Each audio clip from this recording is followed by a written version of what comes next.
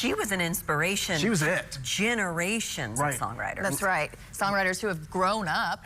Here in Tennessee, specifically one of them, Taylor Swift, everyone knows, has been so influenced by Dolly Parton, her own career starting so young right here in the state of Tennessee, right? Yeah. Taylor's.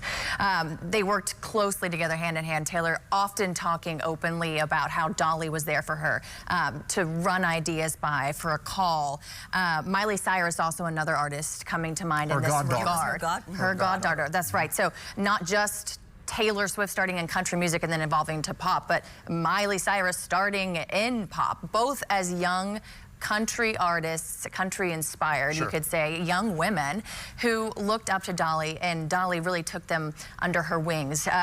Dolly, even recently, we have a video of this, of Taylor Swift got married July 4th in New York City, and ahead of her wedding, that wedding week, she and her fiance at the time, Travis Kelce, were giving donations to different philanthropies that really meant a lot to them, their relationship, ahead of their big wedding. And one of those donations was a significant amount of money to Dolly Parton's Imagination Library. Lauren mentioned it, you had mentioned it earlier, these books have gone to thousands, if not hundreds of thousands of kids. Likely millions of families all across the country. All across the country, right. So let's listen into what Dolly had to say after that big donation from Taylor Swift.